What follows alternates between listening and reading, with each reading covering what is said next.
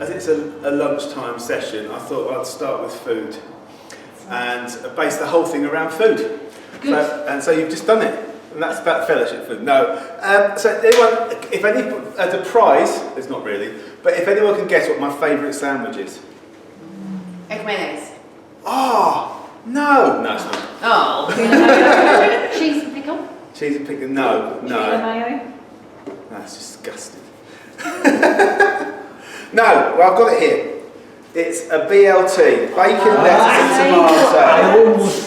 Almost, did you say that? Yeah. There is cheese and beetroot, it's my other one, but this would be really bad because I'll never get the beetroot off my hands. So I was going to sort of share my sandwich with you today.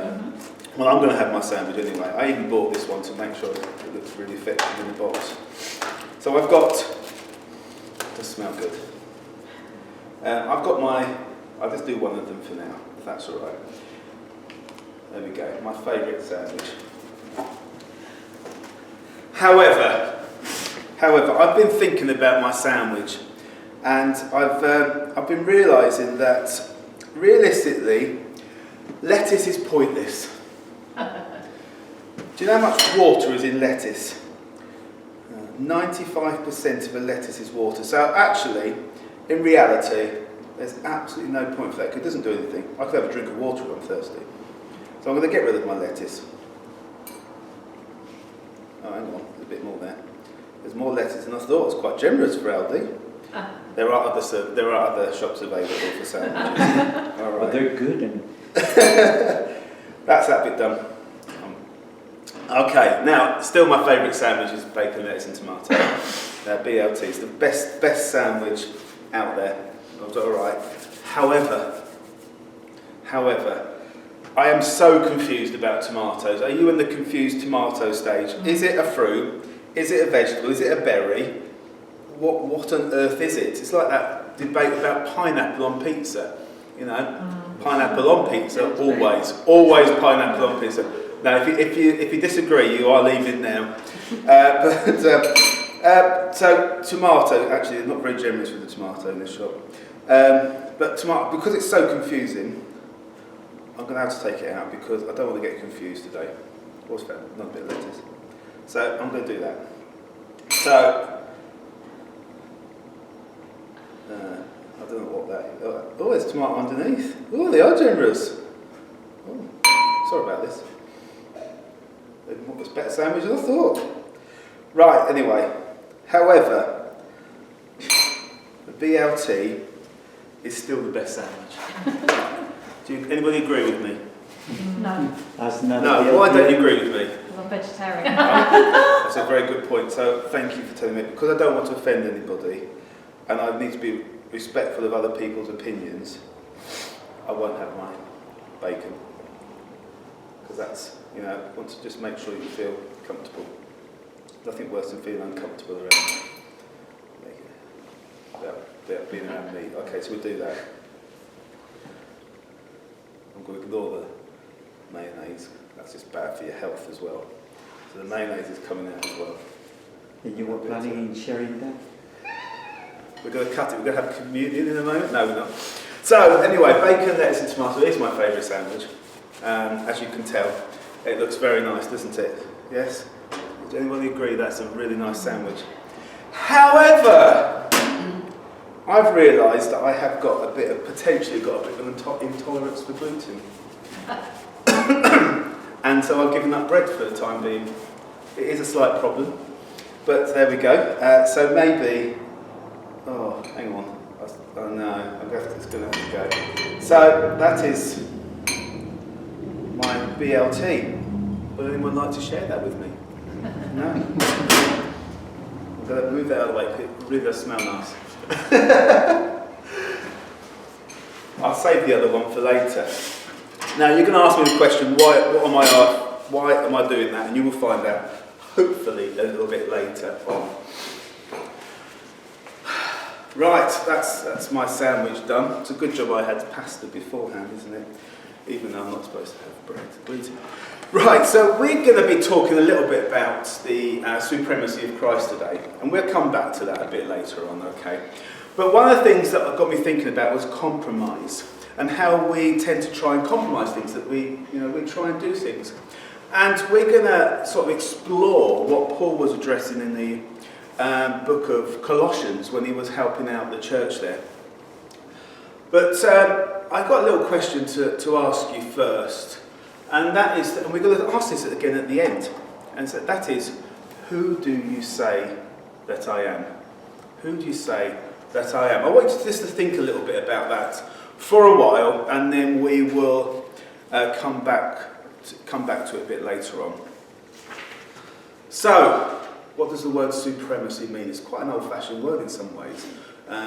So I've had a good little look at that and see what it means. And it means it's the highest in rank or authority, the highest degree or best quality. There is nothing better. A bit like my BLT. There's nothing better than a good BLT, apart from cheese and beetroot. But that, as you see, you might have seen that, would really have been messy. So in today's society, who would be the most supreme person? Well, that would be our commander-in-chief, which is the king. And so he is the most supreme person that we have in our land today. But Paul is writing about supremacy and a different thing, because he's saying that there's none better. There is none. What is there none better? So Paul was addressing, is it the emperor? No, Jesus is better than that. Paul, better than that. Queen Victoria once said, "The book, the Bible, accounts for the supremacy of England. England has become great and happy because of the knowledge of the true God through Jesus Christ." I just love that little sort of picture of what Queen Victoria, who was probably the most powerful person in the world at that time, one of them, definitely in the top 3 or 4. That's my opinion anyway. But she realised that her faith and the reason why she was great and why England was great, because of Jesus and what Jesus had done. So let's have a look at what was going on in the book of in Colossians, in the town of Colossae. If you want to find your Bible, we're going to read it in a moment. But if you find Colossians, which is near the back, I always work at those letters and epistles. They all work in order of A-E-I-O-U. So you've got Galatians. The first vowel in Galatians is an A. The next one is Ephesians. It's an E. I, Philippians, O, Colossians. And there is an E. But there we go. So it's sometimes helpful to find that after Corinthians. Okay, so what's going on? Well, there's some important things that were happening in that town at that time.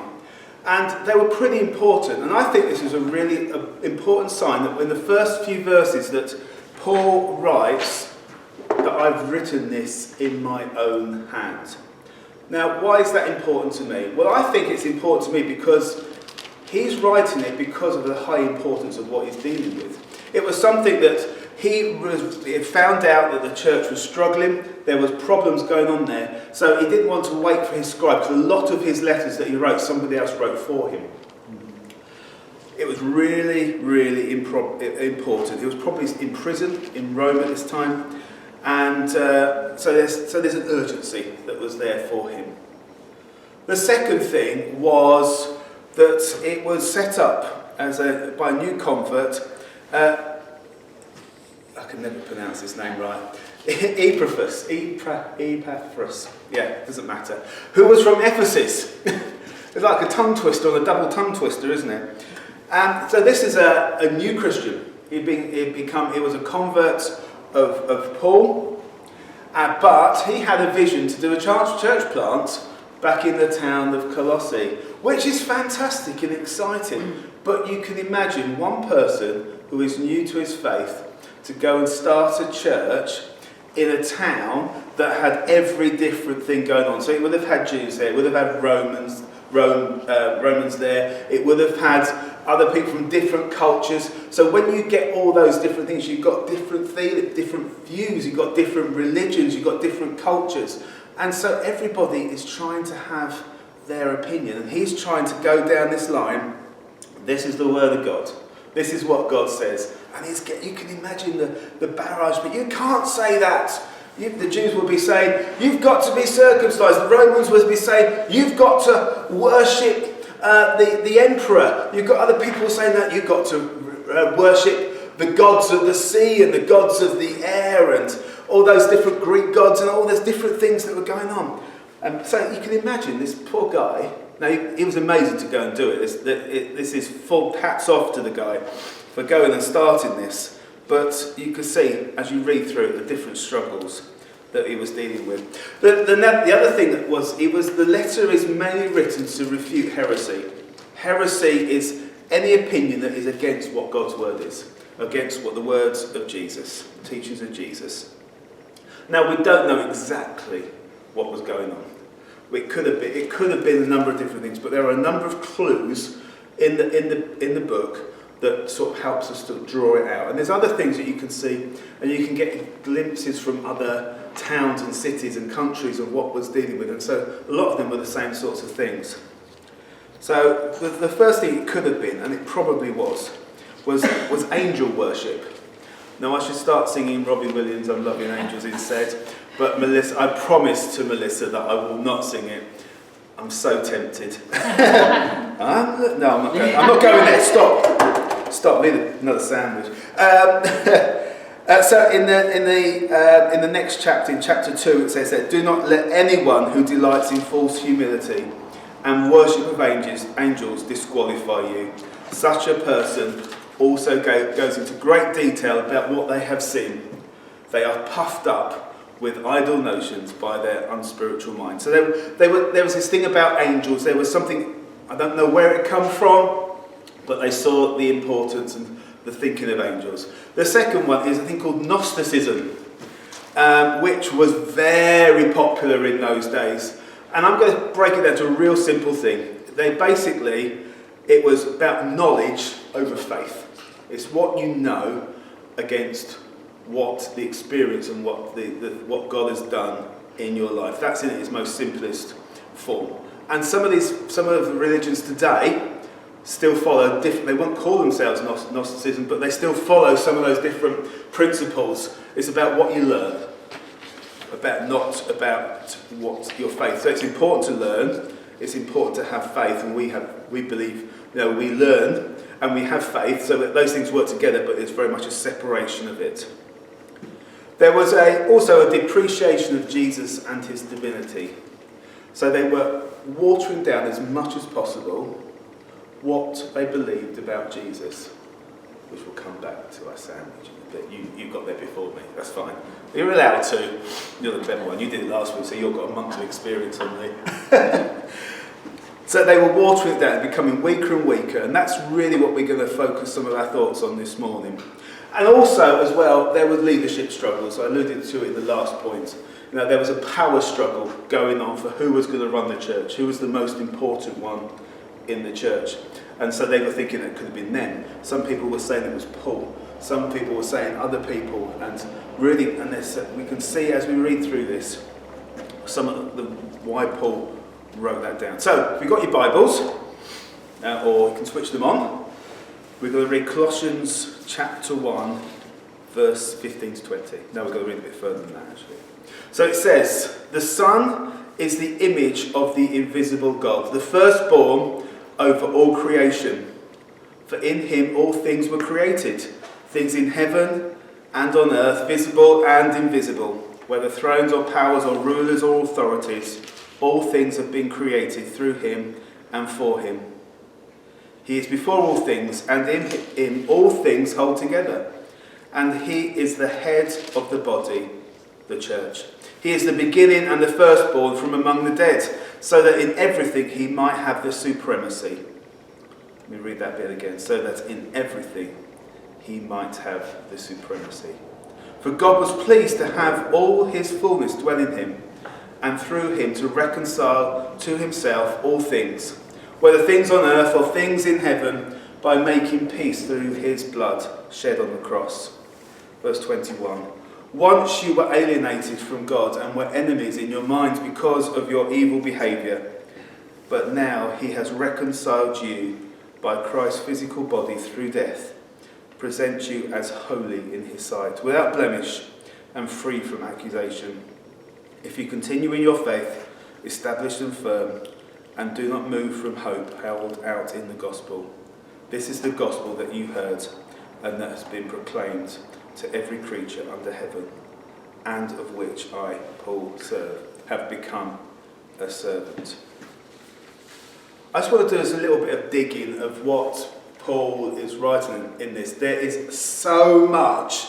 You could spend weeks and weeks and weeks just spending time studying it, and actually I've loved just really looking and taking apart some of it. And I just want to sort of just dwell on a few thoughts that just come out in this. So if you can remember, work on the principle, there was a lots of dissatisfaction, there was lots of different opinions, lots of different thoughts, and lots of different confusion. Paul wrote this letter, and this particular part, to me, says this is what we need to believe. There is so much you can water down. You can water down other things, but this has to stay the same. If you want to have a BLT, it has to be a BLT. Take a lettuce out. What have you got? BT. Because you're trying to fit things into different equations. It doesn't work. It doesn't work. So Paul is really clear in this, making this really clear. He's making it simple, but actually some of the words he uses are quite confusing, and it's really important that we understand some of these different points. The first thing to pick up is that what Paul is mentioning here, that Jesus is God. Now we can maybe take that for granted, but there was still some confusion about who Jesus was, and actually there still is confusion today outside of this room, I presume. I hope, or maybe not. I don't want to presume anything. But it's really important to understand that we know, without question, that Jesus is God. So there's a few different things to pick up on this. And Paul's words are really important. Without saying Jesus is God, he says things that just to make you think and to dig deeper. I love the way that he makes you want to explore and understand the words. The first thing he says that he is the image of God. Jesus is God, the exact representation. To be the exact representation doesn't mean it's a mirror copy, it's a mirror image, which means that whatever you see in the mirror is still God, 100% God. Hebrews chapter 1 is a great example. I love the words that whoever wrote it said. It could have been Paul that wrote this, it could have been anyone. We don't really know. Some people said it was a woman that wrote it, that's why they didn't put their name to it, but it doesn't matter. It says in verse from 1 to 3, in the past God spoke to our ancestors through the prophets at many times in various ways. But in these last days he has spoken to us by his Son, who he appointed to all things, and through him also he made the universe. The Son is the radiance of God's glory and the exact representation of his being, sustaining all things by his powerful word. And it carries on to talk about being above the angels. Angels are created beings. So that's the first thing. He is God. It also then just talks a little bit later about being the fullness of God. The fullness of God in Jesus. So everything that God is, Jesus is. Yes? So even though, we know that God is omnipresent, God is everywhere, God is all powerful, God is all knowing, Jesus is exactly the same, but he chose to lay those down, not to use those giftings, those different, his attributes, but he's still who he says he is. He's still fully God. So he's refuting those teachings and saying that Jesus is God. Not a prophet, as some other religions might say. Not just a good man, as other people may know. Everybody recognises that Jesus was somebody really special.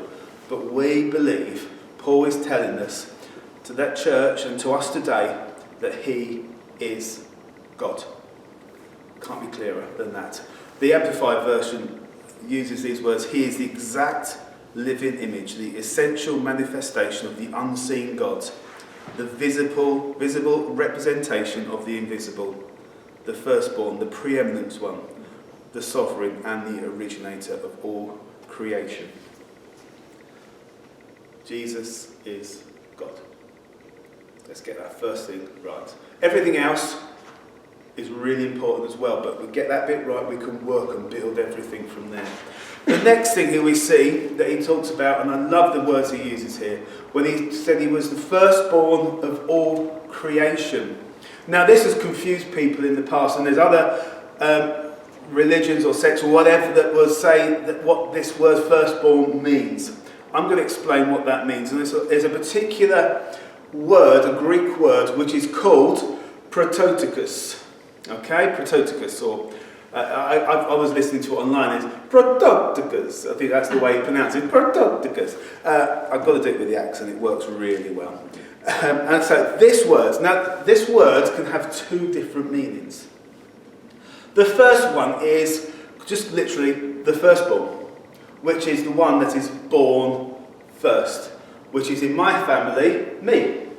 So at my dad's funeral last year, one of my uncles and one of my dad's brothers came up to me, and he was the eldest of 5 boys. I really felt sorry for his mother.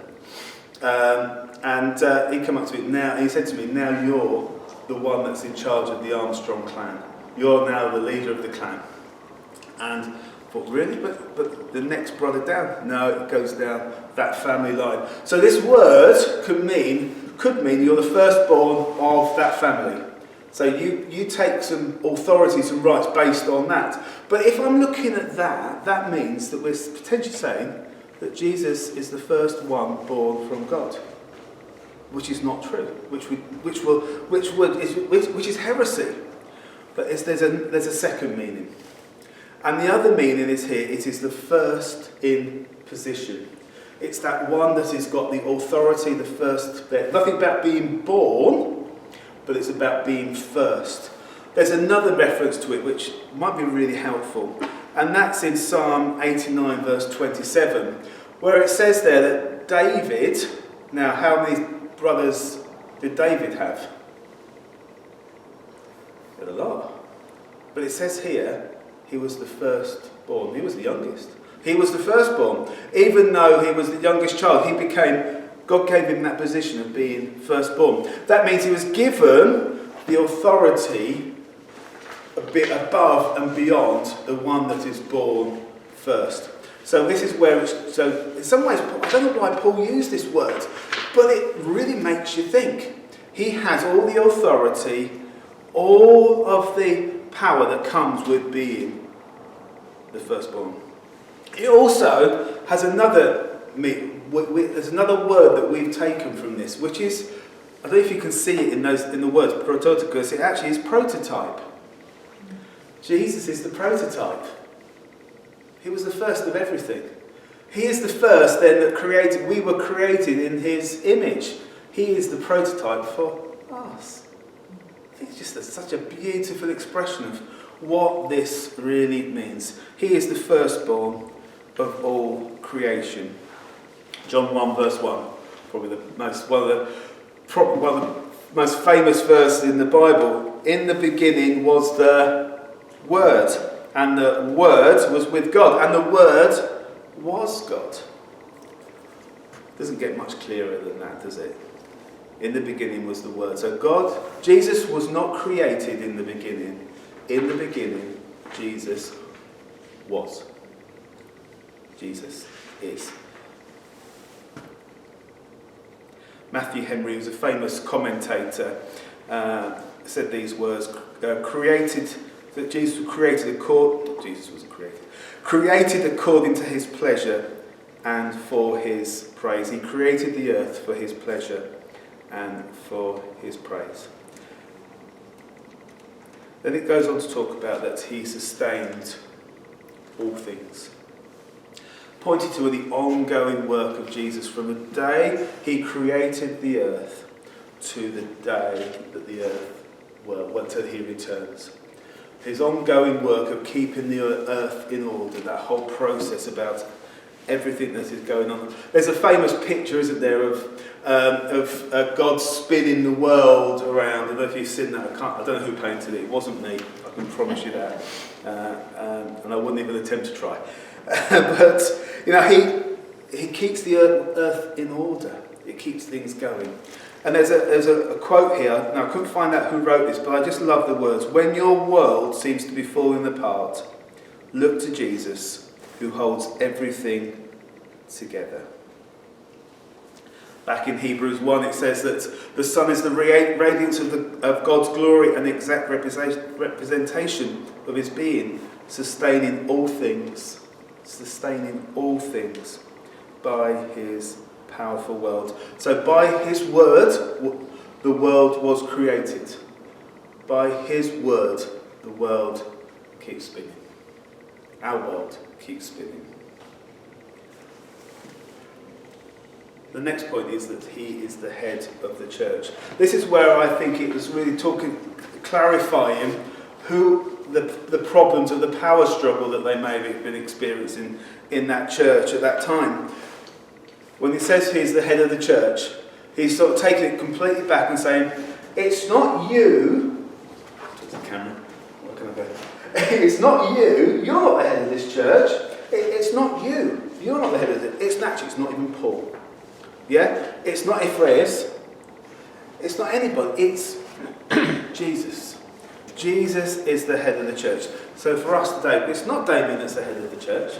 It's not Mark Hughes, the head of Elim. It's not the Pope, who's definitely not the Pope. It's Jesus. It's Jesus. He is the head of the church. And if we get that right, everything else that we do in church makes sense. It actually takes the pressure off. It takes the challenge off. It helps us to understand, what we're doing it for. We're not doing it for Damien. We're not doing it for me. We're not doing it for anybody else, but for Jesus. Get that right in our lives. It also then carries on to say that he came to restore all things. Through his death and resurrection, he came not only to give us life today, but life in the future. Again, he uses the term firstborn, and that's the firstborn from the dead. Well, he wasn't the first one brought back from death. That happened a number of times in the Old Testament and the New Testament. So what's he saying here? He was the first one that came back to life but never died. He conquered death. Everybody else, I can guarantee it, everybody else that came back, that was brought back to life in the Bible, still died. I don't think I've come across anybody that is still going. Jairus' daughter died again. Yes? That is the reality. But Jesus, he died, and he definitely died. He came back to life. He ascended to be with Jesus. So he conquered death. And we then know that, he came with the purpose to come back for us. That he came to bring order to the world. He came to restore the world that is broken. He came to restore lives. He's coming back to restore everything that has gone wrong and to come back and be with him. To call us to go back to be in relationship with him. When he let me get this right way around. When he returns, he will call us back to be with him. And we will be in that perfect relationship with him. We will know that we are with him in paradise. He also then gave us peace. What is that peace? The peace of knowing that we are his. The peace of knowing that through Jesus' sacrifice we can be in relationship with him. That we can have relationship with the Father. The key phrase in this passage for me is so that in everything he might have supremacy. Now Paul was tackling those problems, tackling the situations, because they need to see that Jesus has supremacy over everything. And I want us to throw that our direction now. And I know Pastor Damien used the story of Bonhoeffer the other week in church. He stole it from me, because I had this first before he stole it from me. But I don't know if you've seen the film Bonhoeffer. If you haven't, I'll just explain briefly. Bonhoeffer was a German pastor during the Second World War. And he witnessed to him a breakdown in the church. He saw Jesus being removed from the church. He saw crosses being taken out of churches. He saw the Bibles being removed from a number of churches. He saw other scriptures being brought in. He saw that the Old Testament, well, we're not having anything about the Jews in the Bible. Well, that doesn't leave a lot. He saw this watering down. He saw this massive compromise just to keep potentially one person happy. But he wasn't prepared to compromise who Jesus was in his life. He wasn't prepared to sort of say, well, we can take out the divinity of Jesus. We can take out the fact that Jesus was a Jew. We can take out the fact that Jesus died. No, we can't do any of that. We can't take any of that away. He wasn't prepared to compromise his faith, his beliefs, in the at the risk of being put to death. And we know, if we watch the film, 2 weeks before the end of the war, that he was hung for his faith. And that's just something that we can think about, how far, this was only not even 100 years ago. Paul set some foundation stones for the church. Then we have those same foundation stones that we can have today. To make my BLT to become the best BLT, it's got to have every component in it. You say, I can take the lettuce out, but it's not the full package. I can take the tomato out because I'm confused by that bit. I don't fully understand it, but it's still not the full package. I can take the bacon out because I don't want to offend people, but it's not the full package. So where do we need to go for ourselves today? I asked a question earlier on, who do you say that I am?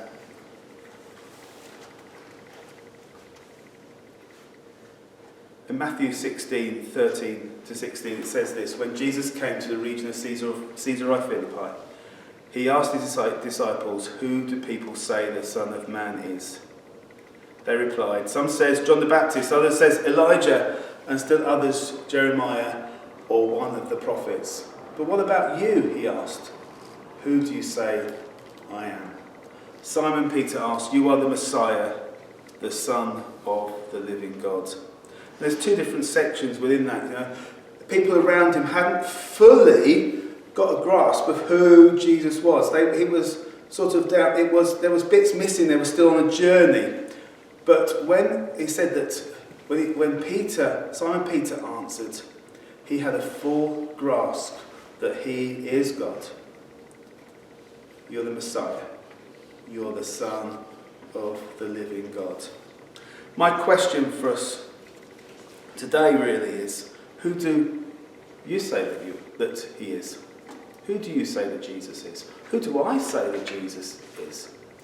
Because we are at risk of watering down our beliefs to meet the needs of everybody around us. Now, it's one thing not to be offensive, but actually, are we compromising so much that we're losing who we are? Are we losing who Jesus is in our lives? The more and more I look at what the needs of our community and what people are asking for today, we've got this impression that people want us to just to water down to fit into their needs. To actually say we can take that bit, we can change that bit because we can, it doesn't matter, we don't want to offend you. The more people we talk to, the more situations that you face, that's not what people are asking. Young people particularly, are asking for us to be true to ourselves.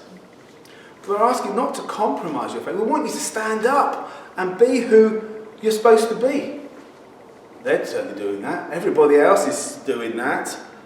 Why are we doing that? Why are we afraid not to be?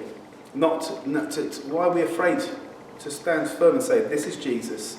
Jesus is God. Jesus is the only way to the Father. So my question for us is, who do you say that I am? Who do I say that you are? Is Jesus, is he Lord of all your life? Does he mean everything to you? Is he just a good man? Is he just somebody that, yeah, I acknowledge, history tells me that there was this man called Jesus that walked on the earth? Is Jesus a God? Is Jesus something that God created, that did all these special things, had superpowers? Is he just a person of history? Or is he who he says he is? Is he the one that created the earth, fully God, came and walked amongst us, died for us, rose again, ascended to heaven, and one day coming back to collect us? Is that what he means to us today? And that's that question.